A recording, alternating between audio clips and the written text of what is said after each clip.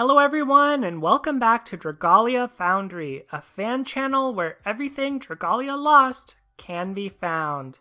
Today's video is part 2 of my Wyrmprint guide as part of my Build Basics series. I decided to break this video up into 2 parts because there are just so many Wyrmprints to talk about in this game. So in my previous video, if you haven't seen that already, I'll link to it below, but I basically gave some general tips and looked at a few charts, looked at the stats of Wyrmprints, and gave some general advice, but this video will be a little bit different. I'm actually going to go through every single Wyrmprint, categorizing them based on that first part, and giving a few comments, giving my impressions and thoughts on which ones are really worth your time in your builds, and which ones really aren't. So one of the pieces of feedback I got on my last Build Basics video about dragons was to try to make it more conversational. So for this part, I have made it more freeform, and you'll hear that reflected in the video that follows. I am recording this after the fact because, like I said, originally this was going to be one video, and I needed to break it up because it was just too long, and a lot of the feedback I got was it'd be better to have multiple shorter videos. So with that, I'm gonna go ahead and get into it, switch over to my reviewer self, and I'll talk to you at the end of the video. Here goes!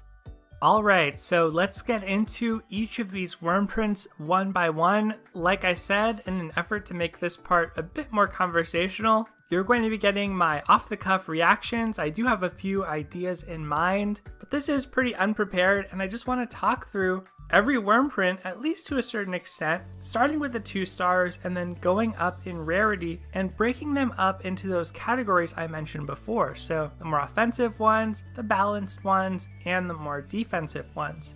Now at 2 star, we have a total of 5 Wyrmprints: Mana Fount, which gives a boost to skill damage; Ring of Exaltation, which increases critical rate; Old Harp, which increases recovery potency; Seafood Soup, which provides some skill prep; and finally Dragon Arcanum, which is going to provide shapeshift prep. In terms of the 2 stars, the differentiation between a more offensive versus defensive skew isn't really realized, isn't really there, because as you can see in the top right corner, there's just a 1 or 2 point difference in stats on these. As far as these Wyrmprints go, there is one noteworthy Wyrmprint here, and that is Dragon Arcanum. So I've mentioned this in some of my previous videos, and you've probably seen this strategy if you follow the game closely, but that shapeshift prep ability, or I've shortened it to Dragon Prep here, is going to stack across teammates because the Dragon Gauge is something shared by your whole party. It's also going to stack across teams within raids. So this is really the only noteworthy 2 star. My suggestion, all of these other 4 you use for fodder because it is hard to level up Wyrmprints. And for Dragon Arcanum, hold on to those. Try to fully unbind 3 of them for the purpose of raids. Unless you have a higher rarity Dragon Prep Wyrmprint, then you can settle for 2 or 1 or 0 depending on how many of those higher rarity Wyrmprints you have. But that's pretty much it for 2 stars. Like I said, mostly fodder with the exception of Dragon Arcanum. Up next, we get into the Gacha Wyrmprints at 3 star, and we're going to start by looking at the offensive Wyrmprints. So all of these have a max HP of 71 and max strength of 25 once fully unbound. The first one is Alburian Banner, then Liber Grimortis, Unfulfilled Visions, Scorn the Destrier, Crown of Yore, Tea Time, Cry of the Horn, 8-Leaf Clover, Howling Predator, and finally Night Harbinger. These aren't the only aggressive Wyrmprints at 3 star.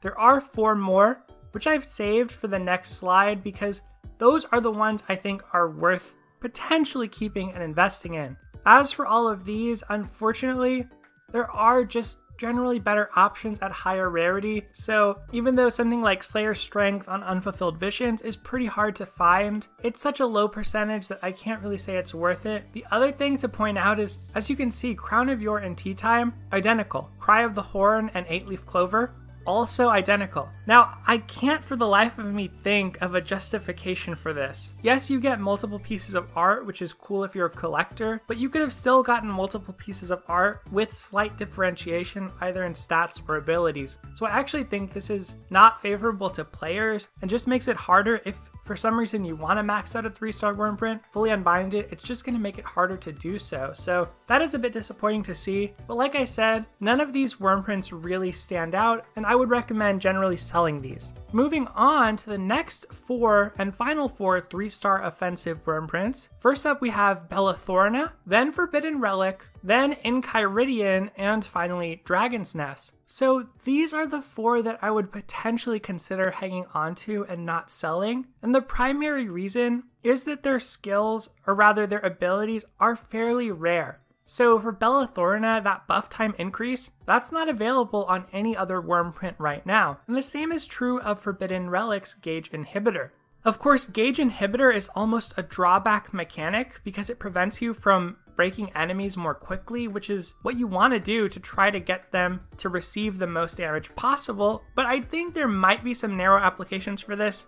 And because it's unique, I would hold on to it for now, just in case you want to test out the old Thaniel, Rex, 4 copies of Gauge Inhibitor strategy. I think it's very narrow, but because it's unique, I just want to point that out and say, maybe if you want to try a creative strategy like that, it's worth keeping. Enchiridion, if you already have Happier Times or Jewels of the Sun, which are 4 and 5-star Wyrmprints, you probably don't need to keep this, but Skill Haste is still a pretty rare ability on a Wyrmprint. And finally, Dragon's Nest, just like I talked about with Dragon Arcanum, this is one that you want for raids, and once you can unbind it once, it's gonna do better than a fully unbound Dragon Arcanum. So I do think that's one you want to hang on to. It's up to you because Dragon Arcanum and the raids so far is perfectly serviceable to get the job done. So it just depends if you want to sell it for Eldwater or if you want to hang on to it and eventually unbind it and make it better. Moving on from there, we get into what I'd call the balanced Wyrmprints at 3-star, at least stat-wise.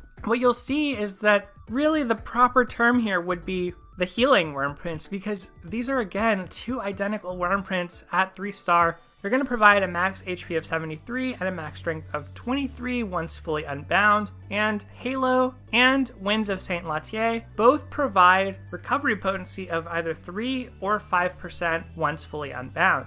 Again, this is a scenario where I would just say sell these for Eldwater. You're going to have much better recovery potency options at higher rarity, even before you start to unbind them. So I don't think these are really worth hanging on to unless you're a collector. Now we get into the defensive Wyrmprints at 3-star, and these are going to include a lot of Wyrmprints with ailment res. Actually, there's a resistance Wyrmprint for every status condition right now. So starting off, we have Aromatherapy, which provides 15 or 20% of burn res. Then we have Potion Grass, which is going to provide poison res. Next up, Hollowed Mountains, which gives paralysis res. Tracks of Hope, which gives stun res. Lakeside Euphony, that gives you bog res. The Halidam's Picnic, this is the most recent one, it gives you sleep res. Nevermelt Ice, freeze res. Syndicate Mask, blind res, and finally for these resistances, Pumpkin Pale, which gives you curse res. And I've put it in orange here because it is a limited time, or it was a limited time Wyrmprint, I should say. So this isn't in the current summoning pool. And it also gave you an event bonus back in the day of Snack-O-Lanterns, plus 25 or 50%.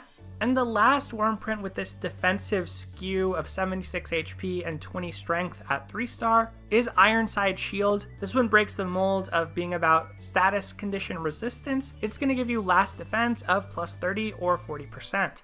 So my expectation is that we'll eventually get a curse res Wyrmprint like Pumpkin Pale that's in the normal summoning pool, since that's not available right now. Otherwise though, the main reason it's hard to suggest these is what we're going to get to next, which are the 4-star free Wyrmprints. Those so far have provided resistance to status conditions at the same percentages that we're seeing here. But they also have other abilities, and as 4 stars and as free Wyrmprints, they already can reach a higher level and they're going to be easier to fully unbind. So honestly, I would recommend you sell these as well. But that's going to do it for the 3-star Wyrmprints. Now we're going to get into the 4-star free Wyrmprints, starting with, like I said, the 2 free Wyrmprints that give you a resistance to a status condition, Paladin Defender and Better Together. They both have a max HP of 122. Better Together has a slightly higher strength by just 1 point. These were both free Wyrmprints from a raid. One of them is ongoing, so you can still get Better Together if you play in the Kindness and Captivity raid, and Paladin Defender was from the first raid, Loyalty's Requiem. Because of that, their third ability is a Bane ability, which increases the damage dealt to the raid boss. So that's very narrow, and outside that context, it doesn't have any application. So the question with these is, do they hold up when you're not playing the raid? And my conclusion is, because you can fully unbind these, if you're a free-to-play player and can't unbind a lot of your 4-star gacha and 5-star gacha Wyrmprints, and if you have the waters or holy waters to spare to level these up, then the answer is kind of yes. You can get more stats out of these technically, but it is a while to level them up. And I say here these are balanced, and this is actually accurate here as compared to the 3 stars where those were really like healing Wyrmprints. These are balanced. You have 1 defensive ability on each, right? The resistance to an ailment, burn res or sleep res. And then you have 1 more offensive ability. So for Paladin Defender, you get skill prep of 10 or 15%. And for Better Together, you get strength of +3 or 5% when your HP is above 70%. So the percentages on these abilities are not super high, but just by the nature of the gacha and how difficult it can be to get a lot of copies of 4 stars if you're a low spending player, these are going to be fairly decent options. We'll talk a little bit later about the 5-star free Wyrmprints, and of course those are going to be a higher priority than these, but these are not too bad. The other free Wyrmprints that you can get at 4-star are more defensive in terms of stats. So these have a max HP of 127 and a max strength of 30. And of course, these are going to be the Great Worm series of Wyrmprints. You can unlock these by playing Imperial Onslaught and trading in insignias and Diurnell Ice or the gold Diurnell coins to get these. And they're all very consistent. This is essentially a cycle of Wyrmprints: Great Worm Brunhilde, Great Worm Jupiter, Mercury, Midgard Stormer, and Zodiark. So the first ability on each of these provides resistance to that Great Worm in its Dragon Trials or even in the story mode of 15 or 20% once fully unbound. And the second ability provides resistance to that Great Worm's element, so of 3 or 5%. So for instance, the Great Worm Brunhilde Wyrmprint will lower your damage taken from Brunhilde and also from any flame attacks that you face. As far as these go, like the previous Wyrmprints, Paladin Defender and Better Together, the same thing applies where the total stats are going to be more than you can get from most of your gacha options unless you're fully unbinding those. However, here, I'm going to give a different recommendation and say, yes, try to get these, try to fully unbind them, but because these are used, at least Great Worm Midgard Stormer is used to craft a free 5-star Wyrmprint, definitely don't level these up. You're still going to get that good ability anyway if you want to use it, but you're going to want to unbind these and just hang on to them to eventually trade for a 5-star Wyrmprint that's almost necessary to take on the high dragon trials. So that's a little bit speculative because obviously we haven't confirmed there will be high dragon trials for each of these, but we have to kind of assume that's the case. It seems really odd that we would have just one of them and a specific facility for just one element. So I do think we're going to get these, and probably my prediction is as more story chapters come out, we're going to get these. But that's my recommendation. Fully unbind these, don't level them up, just hang on to them, and eventually you're going to trade them in for a free 5-star. If you are having trouble facing the regular dragon trials, say on Master or Expert, and if your trouble is damage and not dealing damage and the time limit, then you could also throw these on to make your life a bit easier in the dragon trials. Okay, now we've covered the free options at 4-star, so we're going to get into the gacha pool again, and we're going to start by looking at the offensive 4-star gacha Wyrmprints. And like I said in the more analytical part of the video in my overview, the offensive skew Wyrmprints are generally good on any attack type unit, and some of them are better for short range versus long range, so I'm going to talk about that. But other types of units, you may not necessarily want these. It just depends on the scenario, since so many of the Wyrmprints, like we talked about with the raid Wyrmprints, and we'll get into with the high Midgard Stormer Wyrmprint, so many of them are event specific. So starting off with the 4-star Gacha Wyrmprints with an attack skew or offensive skew, these have a max HP of 140 to 141 and a max strength of 51 to 52 once fully unbound. The first up we have is Flower in the Fray, which is going to provide a boost to critical damage and to skill damage. Next we have the Warrioresses, which is going to increase 4-strike damage and critical damage, but at a lower percentage than Flower in the Fray does.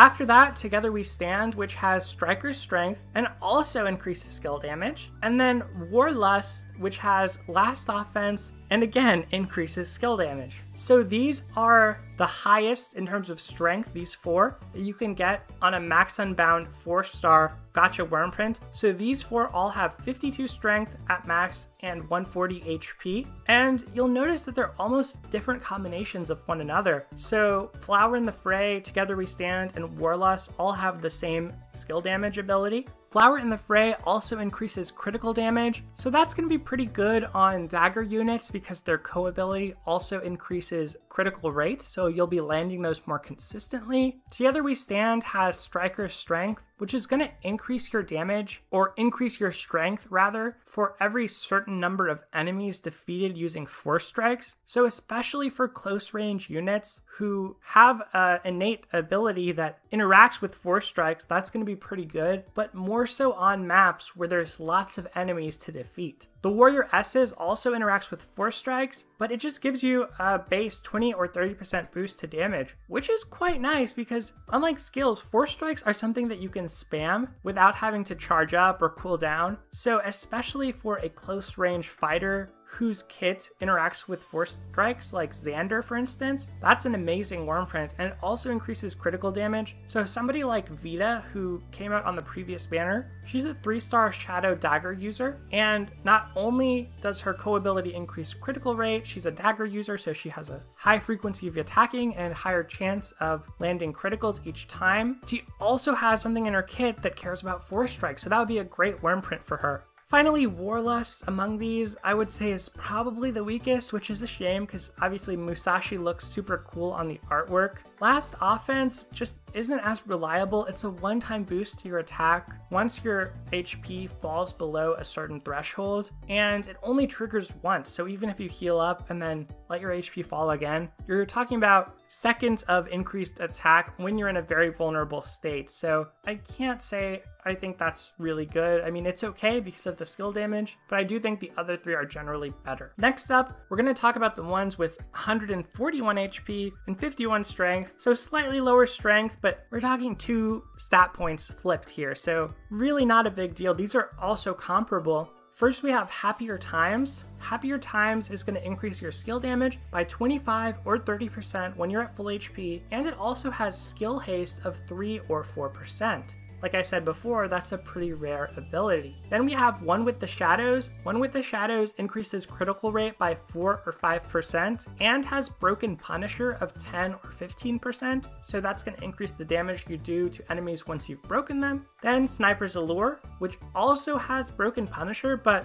at a higher base percentage, 15 or 20%, and then has Skill Prep of 10 or 15%. So I know that's a lot to take in. Now there's a lot on screen, obviously, and the main thing I want to say is all of these Wyrmprints are good, even Warlust. Happier Times, One with the Shadows, and Sniper's Allure, I think are all pretty excellent. Happier Times is going to be best on a unit who can stay out of the fray to keep that full HP, and on a team where you have a healer in order to maintain that HP. I personally like it on archers because they have skill haste built in as their co-ability, so stacking that up is nice. However, it's also quite good on wand units because they rely on skill damage as their co-ability. One with the Shadows, I've used quite often on my Ezlith. I think it's pretty good for dagger units to further their critical rates, and Broken Punisher is also a nice ability on any unit who has a more middling attack, so maybe a support unit or an attacker or a proper attacker, but just one who is going to want to get in damage once the enemy is in a broken state and is somewhat safer to attack. Same thing with Sniper's Allure, although I think this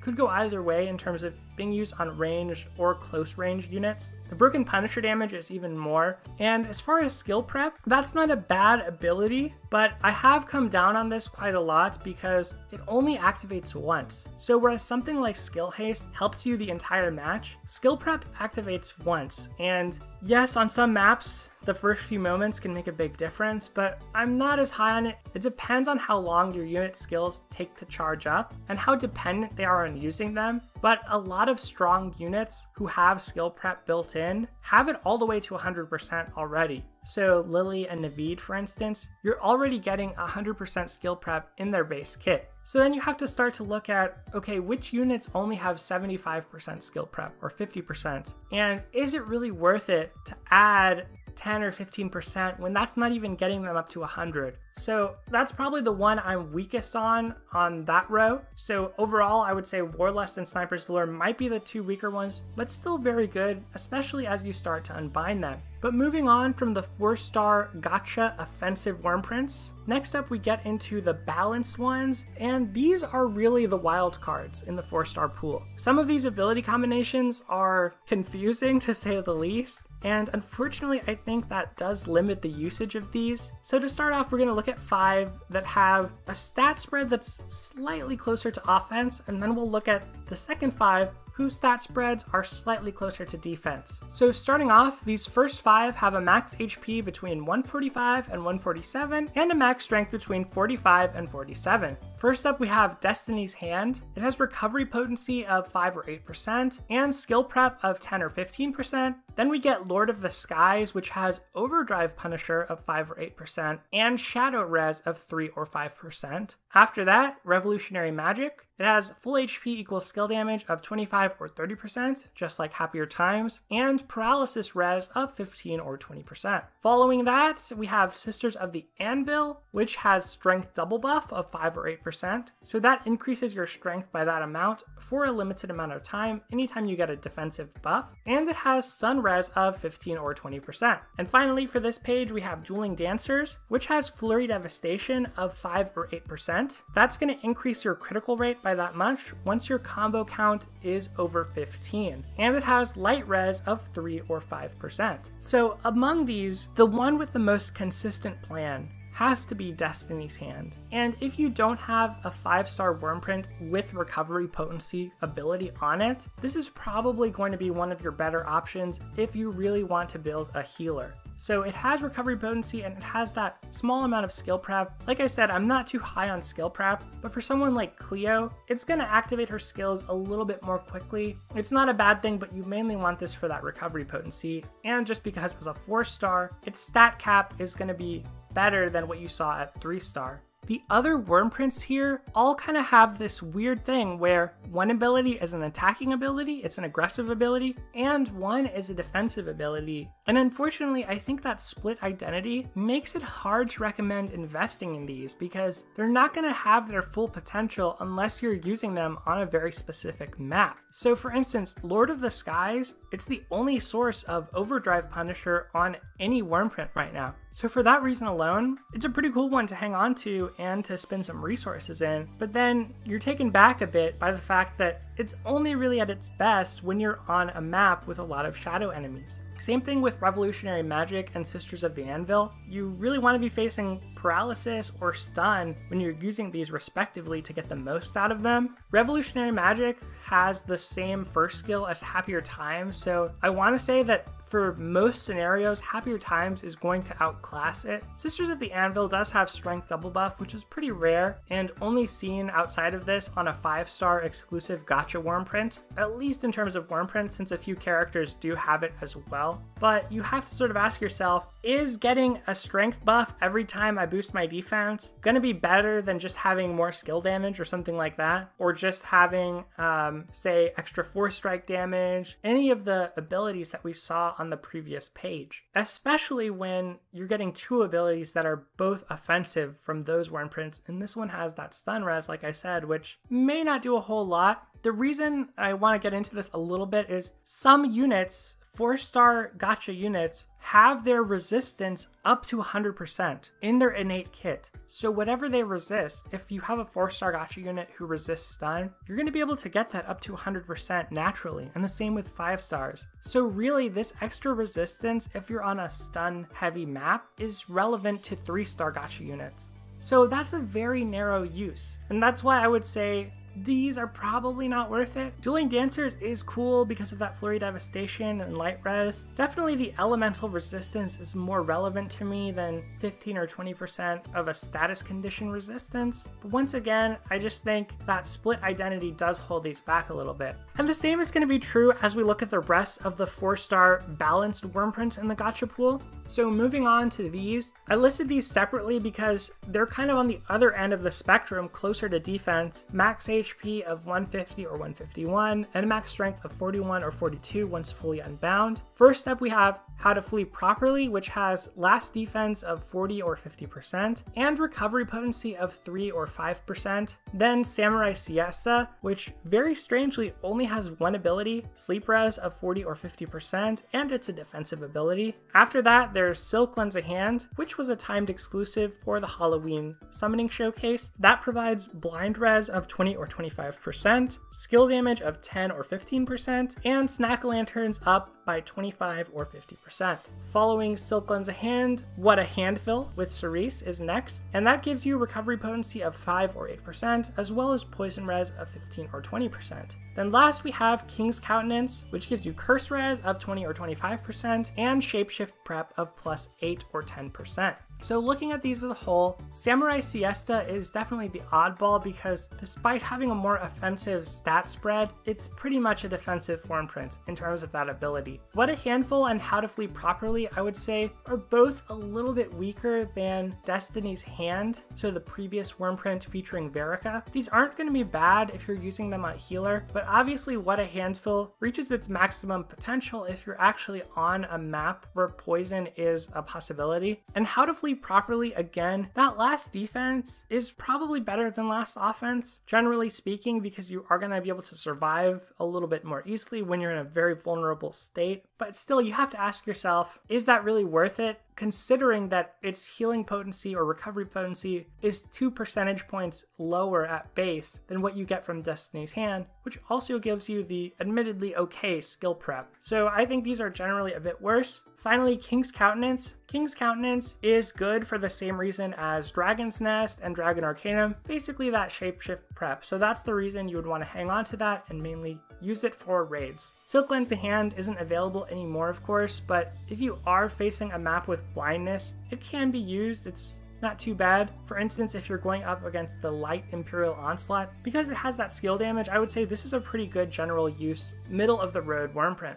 Finally, in the 4-star gacha pool, we get to the defensive Wyrmprints with a max HP of 156 and a max strength of 37. So going through these, you're going to notice a theme, which is, as with most defensive Wyrmprints, resistance to status ailments and resistance to elemental damage. The first Wyrmprint we have is one of the oddities among these, Armor's Aspirations, in that its first ability, full HP equals defense of 15 or 20%, doesn't really fit the cycle we'll see with the rest. It also gives you poison res of 15 or 20%. Next, we have Braving the Unknown, which gives poison res as well of 20 or 25%, and water res of 3 or 5%. Following that, Promises in the Rain also gives you the same amount of water res, but gives you bog res instead of poison res. After that, we have Castaway's Journal. That gives you paralyze res and light res. Then Fireside Gathering, which gives you burn and flame res. And finally, Trove of Knowledge, which gives you stun and wind res. So a couple oddities here. Like I said, Armor's Aspirations has a different composition, obviously, than the other ones. Unfortunately, that full HP equals defense, I think, is a pretty awful ability.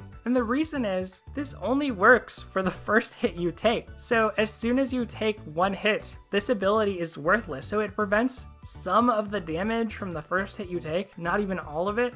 And sure, you can get up to full HP with a healer again, but what is the purpose of having the ability to limit damage from just one hit? I just think it's not super good. If it were HP 70%, that would be much better. And also its poison res is going to be lower. As for the rest, the cycles is pretty consistent. You'll notice there isn't really a source of shadow res here, so that does make the Wyrmprint with Overdrive Punisher, Lord of the Skies, and Shadow Res a little bit more interesting because that is a pretty rare resistance. There is something bizarre with Braving the Unknown because that seems like the natural place to put Shadow Res because poison usually is inflicted by shadow enemies, and there's already another Wyrmprint, Promises in the Rain, which gives water res. So I think that's a little bit of an oddity. Maybe that was a mistake in design, but all in all, these are kind of hard to recommend, and it's for the reason I said before that a lot of the best units already have resistance to a status ailment that goes up to 100%. So unless you're dealing with a 3-star unit and for whatever reason the content you're working on doesn't have an event-specific Wyrmprint that you want to prioritize, maybe at that point you care about getting 20% more resistance and resisting that particular element. But it seems like a fairly narrow scenario. So the example I'll give is in the first raid, Fireside Gathering was released on the banner that came out alongside that, so on Lily's banner. And you would think, okay, I'm facing Fraganoth, I'm facing King Archeol, this is going to help me a lot because it provides Flame Res and it provides Burn Res. But unfortunately the answer was Paladin Defender, and then using some Shapeshift Prep Wyrmprints, at least for the raid boss, was generally just a better strategy. So Paladin Defender was a free Wyrmprint, so you could max Unbind it and get Burn Res that way. And even though you didn't get Flame Res using that setup, the hardest goals to accomplish in terms of the bosses were with a timed clear. So having extra resistance to damage wasn't going to get you closer to getting a timed clear. It was just going to make you spongier and tankier. And I think for that reason, none of these 6 I could really recommend. It's up to you whether you want to sell them. I'm a little bit precious with my 4-star Wyrmprints even when I don't use them, so I've personally hung on to these just because I think your chance of getting them from the gacha is just going to be so rare down the road that I think it's probably worth it unless you have an urgent need for Eldwater, but that's one that I would say is totally up to the player. Moving on from there, we get into the 5-star free Wyrmprints, and now that we're at 5-star, we're almost at the end, so thank you for sticking with it. I know there's so many of these to get through. The 5-star free Wyrmprints are interesting, and I've listed both here. So to start, Glorious Tempest, and then Plunder Pals, and it's hard to pin down what the stats are on these. I've shown each of them, and they're close. If you add up the HP and strength, they're within 1 point of each other in terms of total stats, but obviously Plunder Pals is much more offensive, and then Glorious Tempest is more defensive. But since there's only 2 of these, I thought let's just look at them on the same page and kind of talk about the context of these, because there is a pretty big difference in their applications. So to start off with Glorious Tempest, this is the Wyrmprint I alluded to you needing essentially to take on High Midgard Stormer. Now, I know there are some people who think you can do it with Naveed and Flash of Genius and high enough facility level on your altars and your dojos. And yes, you probably can, but I would say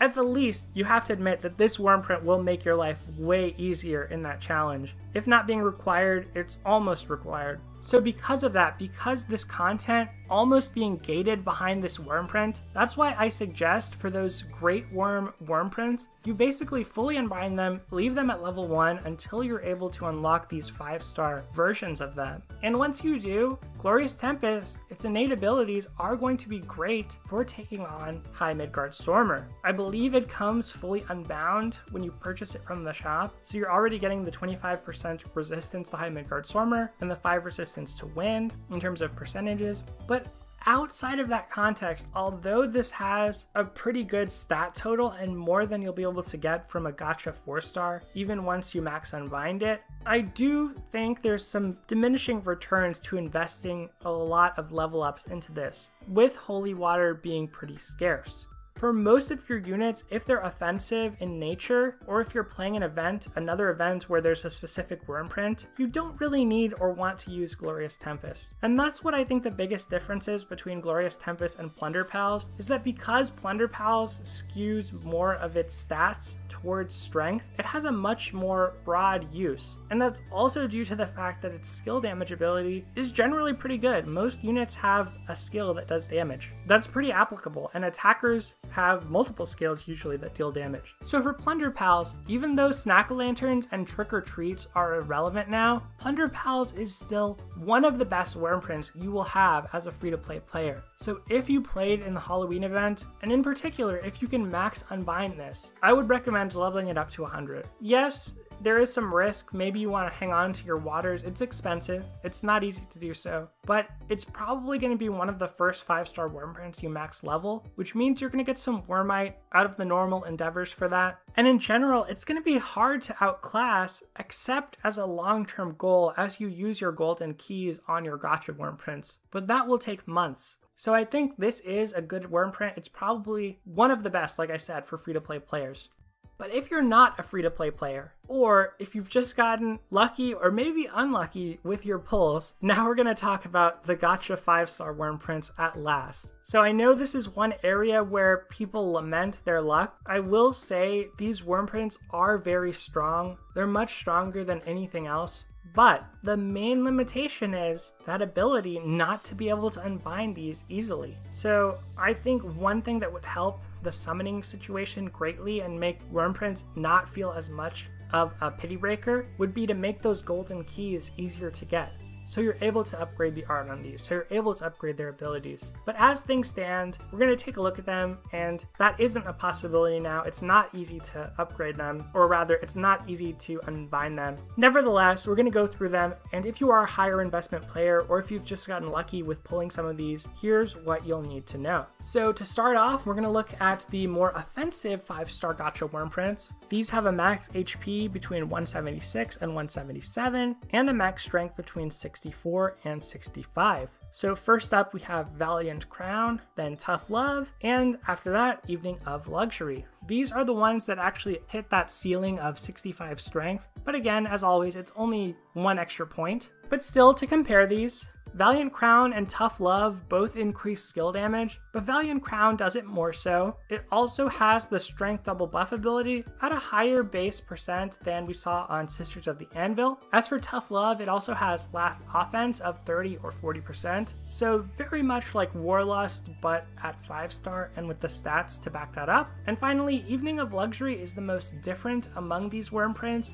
and is pretty unique in its ability combination. You don't see something like this at 4-star, and definitely not at 3-star. So it has full HP, gives you a strength boost of 10 or 13%, and then critical damage of plus 10 or 13%. Looking at these, Evening of Luxury is definitely amazing on a long-range unit who's able to maintain that full HP. Valiant Crown, I think, is great on a close-range unit, especially if even one party member has the ability to boost defense on your team. Getting that second ability of Strength Double Buff is going to be really nice. Even if it's a short boost, it just makes it so the entire Wyrmprint is relevant, not just the skill damage. As for Tough Love, probably want to use this on a low HP attacker, so Celiera is actually a fitting example there in the artwork, because they're going to be likely to get their HP knocked down fairly quickly. Still, I think because it's a one-time boost, I'm not a huge fan of it, unfortunately. Its pure stats alone make it good. I mean, skill damage of 15 or 20% is fine. It's lower than Plunder Pals, but if you're able to fully unbind or even 3 times unbind Tough Love, you're going to get more total stats. So the next row is the slightly less offensive one, but I think you'll agree that they make up for it with their abilities. So first we have Worthy Rivals, then Jewels of the Sun, and finally Levin's Champion. Worthy Rivals has Broken Punisher of 20 or 25%, which is the highest you can get on the Broken Punisher ability, at least in the Wyrmprint pool,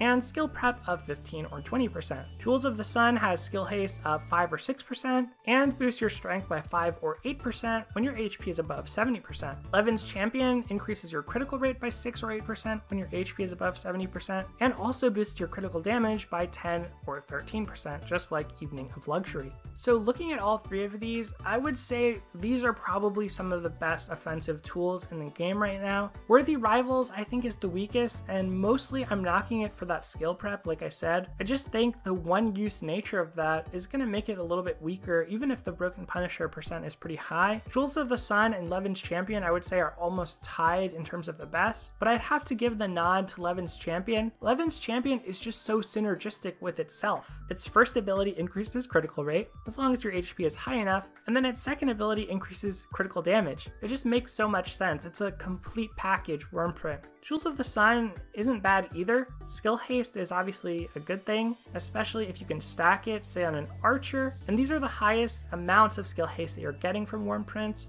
and because you have a ranged unit in mind with Jewels of the Sun, say an archer or a wand user, it's also going to be pretty easy to maintain your HP above 70% and get extra strength as a boost. So overall, among these, I definitely think Jewels of the Sun and Levin's Champion are the best. If you've gotten even one copy of these are the types of Wyrmprints where I think you want to be saving your golden keys to start unbinding and to eventually fully unbind. Now, I think you could also make the case for Valiant Crown in that same regard. It's very good. If you're using a team with a defensive buffer, it's going to be quite good. Evening of Luxury, it depends on your situation. If you have a very strong long-range unit and you're able to dodge well, that first ability is very strong. And as for Tough Love and Worthy Rivals, those are probably the two that I'm most down on among these. So I would say I would prioritize any of the other four with my golden keys before prioritizing those two. And they're not bad. Obviously, being a 5-star, they have great stats, especially as you're able to unbind them, but I just think the abilities are a little bit weaker. All right, second to last thing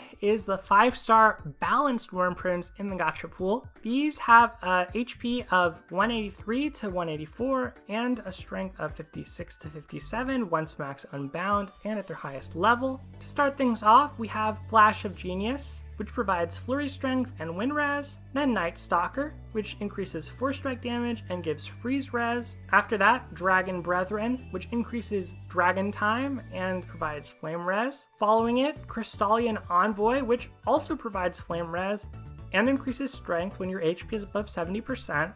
And then Lucas Prank, which gives you skill damage of 20 or 25% and light resistance. Besides these, there are 2 limited time Wyrmprints that are also balanced in terms of their stats and abilities. So the first one is Of Tricks and Treats, which has skill prep and shadow res. And then the final one is Witch's Kitchen, which is going to increase your skill damage at full HP and provide blindness res. So the big limitation with these, just like with the 4-star balanced Wyrmprints, is you really want that map where the second ability is going to be relevant. However, unlike the 4-star Wyrmprints, just based on stats alone, these are still going to be pretty good even when the second ability does nothing, but they're not going to reach their full potential compared to the Wyrmprints we looked at on the previous page. So there's also some oddities here, with Night Stalker being the only one in the main summoning pool that provides a resistance to a status ailment, and then Witch's Kitchen does the same in the limited summoning pool from Halloween. Otherwise, these give you a resistance to an element, which is a little bit better in my opinion.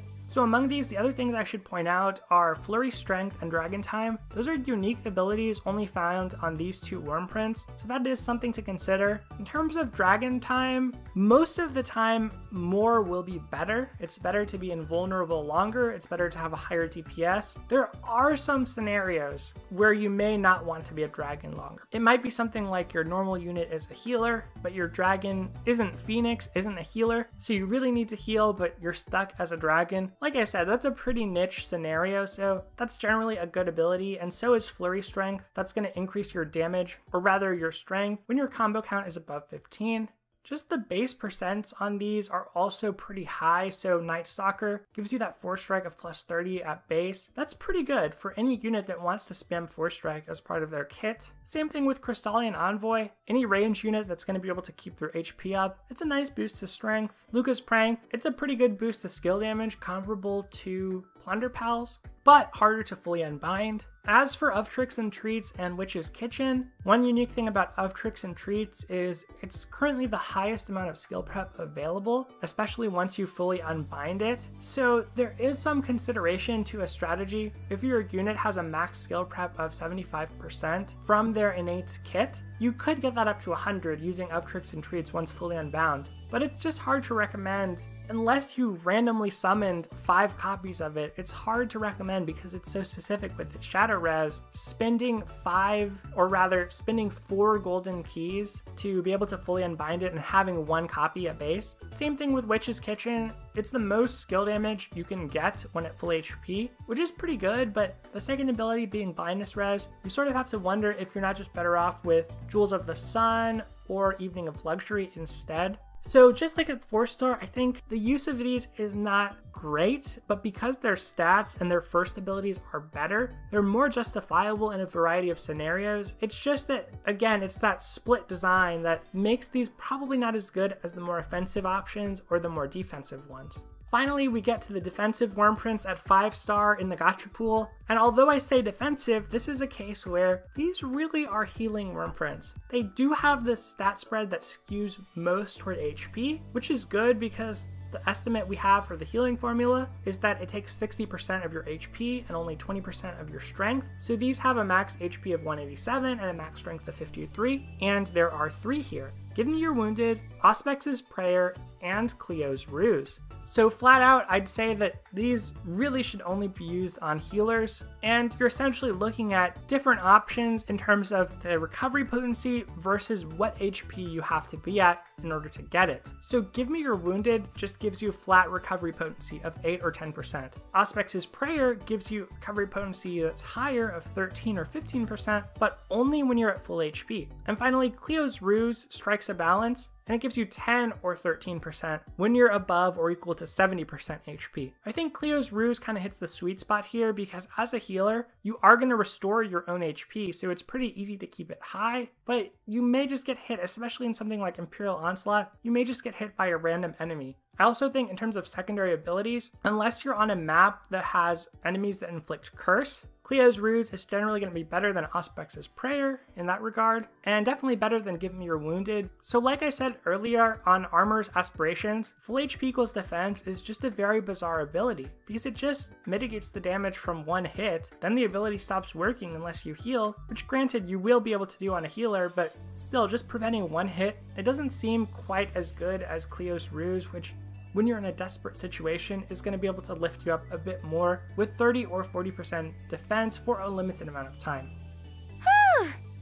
Alright, so that covers everything. We looked at every single Wyrmprint in the game. Just to provide some perspective, take a step back for a moment and kind of recap what I talked about. My main recommendations from this are for 3 stars, except for Dragon's Nest and possibly Bellathorna and Forbidden Relic, particularly those 2, and maybe the other one that I mentioned that provides skill haste in Kyridian. I would say sell those 3-star Wyrmprints at whatever point you want the Eldwater. I mean, you can hang on to them as your inventory fills up, you can sell them. Definitely do not fodder them for level ups. Eldwater is much more precious than that, so I think it's way better to sell them than to fodder them. As far as 4 stars go, the free Wyrmprints are pretty good. Paladin, Defender, and Better Together could be worth leveling up if you haven't gotten a lot of 4-star gacha Wyrmprints or 5-star gacha Wyrmprints. The Great Worm series is worth max unbinding just to hold on to, but don't level it up. In the 4-star gacha pool, I think it's basically those offensive Wyrmprints, those 7 that I mentioned. So Flower in the Fray, the Warrioresses, Together We Stand, Warlust, Happier Times, One with the Shadows, and Sniper's Allure that are really worth hanging on to and using. Outside of that, in the gacha pool, the mixed ones may be Lord of the Skies because of Overdrive Punisher and Shadow Res, and King's Countenance because of Dragon Prep, but the defensive ones that just give you resistance to a status ailment, I just don't think it adds enough to a good unit. And even the elemental res, I don't think it really adds enough, when if you really want that, you can throw on your level 1 max unbound Great Worm Wyrmprint. Then we get to 5 stars, and that's where I would say priority should be Plunder Pals if you're a free to play. That has a lot of applications compared to Glorious Tempest. Glorious Tempest, obviously you pretty much need for High Midgard Stormer, but I would suggest you only really level it up to the point where you can survive the initial hit. Once you get to that point, a lot of it will just come down to your skill, and adding extra stats probably won't make a difference unless you're really on the bubble. Otherwise, for 5 stars in the gacha pool, once again, it's the real offensive Wyrmprints that are the winners, with the defensive ones or really healing ones in the 5-star pool also being pretty good. Anything else is kind of in between, and that makes it difficult to recommend. It's hard to find a niche for something like that because that second ability is always going to be situation specific. specific. And I think that situation specific Wyrmprints are good, like event specific Wyrmprints are good, but you need the situation to present itself. Okay. So anyway, that's going to do it for this freeform impressions part of the video, going through each and every Wyrmprint. I'm going to send it back to my future self to sign us out. Hey there. Alright, and at last, we've gotten through every Wyrmprint in the game. To keep this video from going even longer, I just want to say thank you for watching. Let me know what you think about some of these Wyrmprints. Which ones have you pulled? How are you utilizing them? I think unfortunately event Wyrmprints are so good that it does narrow the use of Gacha Wyrmprints pretty significantly. Now there's good and bad to that. The good thing is it means that good Wyrmprints are accessible to all players. The bad thing is it means we're kind of funneled in a very specific direction for events like raids, for the facility event that we had. So I definitely want to know your take on all of that in the comments below. But with that said, thank you for watching. If you haven't already, definitely check out part 1. It provides a lot of context and explains a lot that took place in this video. And I'll see you next week as we get ready for a new summon showcase and possibly a new event or story chapter in the game. We'll have to wait and see. Thank you as always for watching, and I'll see you next time.